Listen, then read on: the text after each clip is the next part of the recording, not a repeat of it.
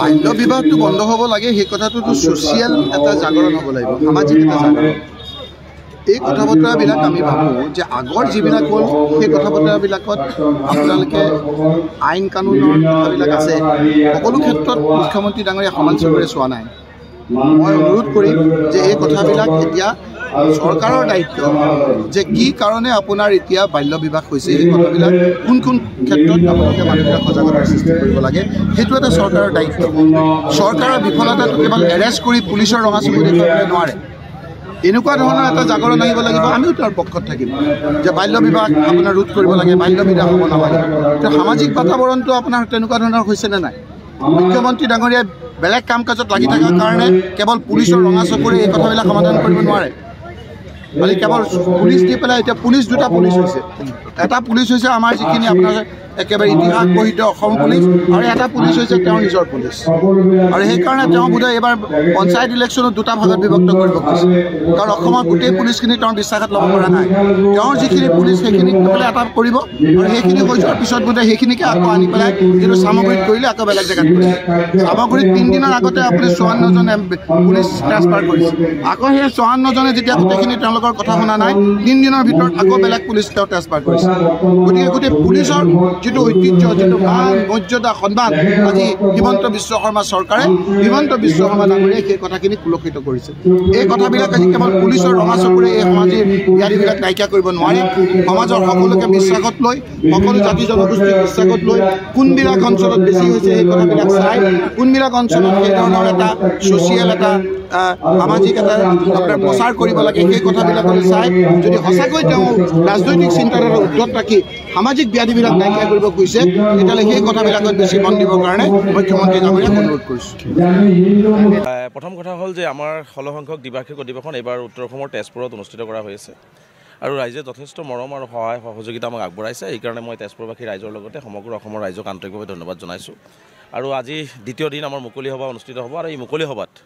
অসমৰ সংখ্যালঘু সমাজৰ আৰ্থ সামাজিক ৰাজনৈতিক আৰু শৈক্ষিক সমস্যা যিখিনি আছে এই সমস্যাখিনি সবলভাৱে ইয়াত উত্থাপন কৰা হ'ব, আৰু এইখিনি চৰকাৰৰ ওচৰত আমি উত্থাপন কৰি আমাৰ অধিকাৰখিনি আমি আনিবৰ কাৰণে চেষ্টা কৰিম। আপোনালোকে জানে যে হিমন্ত বিশ্ব শৰ্মা চৰকাৰত মুখ্যমন্ত্ৰী হোৱাৰ পিছৰে পৰা অসমৰ সংখ্যালঘু সমাজক কেতিয়াবা মাদ্ৰাছা ভঙাৰ নামত কেতিয়াবা বলডোজাৰ চলাইছে, কেতিয়াবা গৰাখহনীয়াৰ কবলত পৰা মানুহখিনিক উচ্ছেদ কৰি ব্যৱহাৰ কৰা হৈছে, কেতিয়াবা স্কুলত শিক্ষক নিদিয়ে, কেতিয়াবা সংখ্যালঘু অধ্যুষিত অঞ্চলত শিক্ষাৰ পোহৰ নোহোৱা কৰি পেলাইছে। গতিকে এটাৰ পিছত এটা যি অন্যায় আৰু অত্যাচাৰ তেওঁলোকে কৰি আছে এই কথাবিলাক আজি উত্থাপন কৰা হ'ব, আৰু এই সকলো অন্যায় অত্যাচাৰৰ জবাব আমি কেনেকৈ আগন্তুক দিনবিলাকত আৰু অধিক শক্তিশালীভাৱে দি ভাৰতীয় সংবিধানে দিয়া আমাৰ মৌলিক অধিকাৰখিনি আমি কেনেকৈ আনিব পাৰোঁ তাৰ কাৰণে আজি সিদ্ধান্ত গ্ৰহণ কৰি আমি আৰু নতুন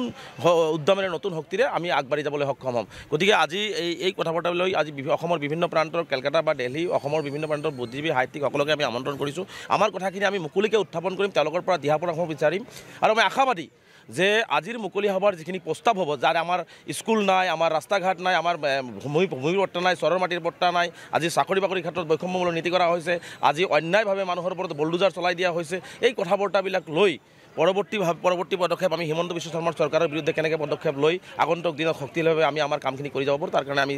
চিন্তা চৰ্চা কৰি আমি প্ৰস্তাৱবিলাক আমি গ্ৰহণ কৰিম। আৰু অহা কাইলৈও আমাৰ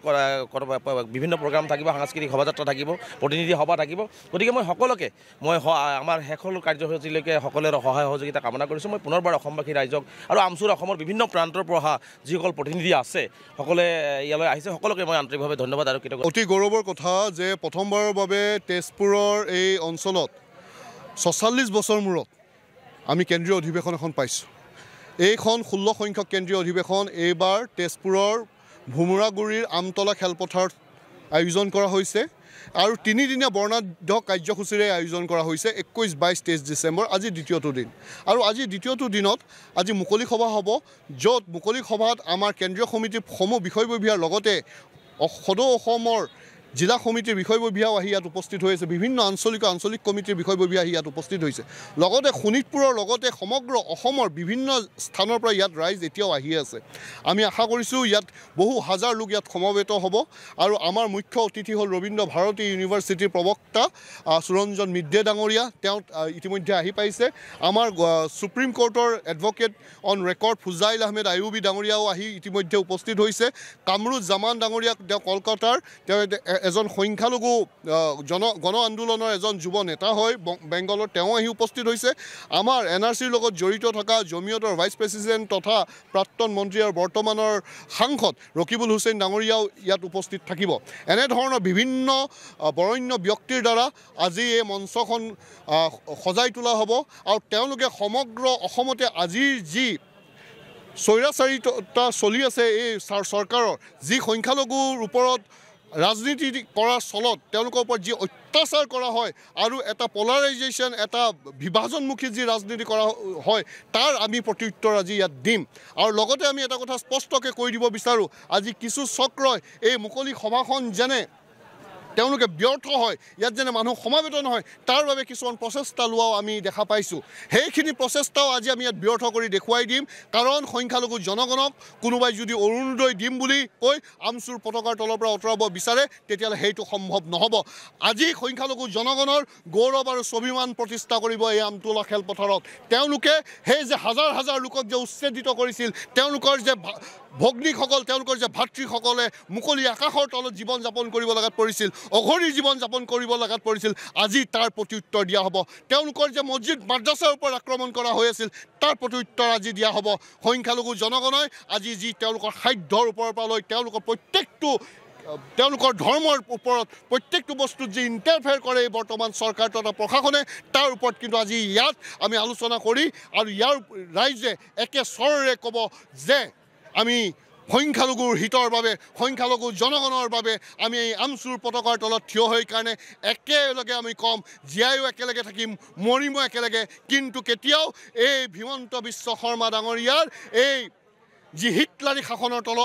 তলত আমি আঁঠু নিদিওঁ তেওঁলোকৰ বিৰুদ্ধে আমি যুঁজ দি যাম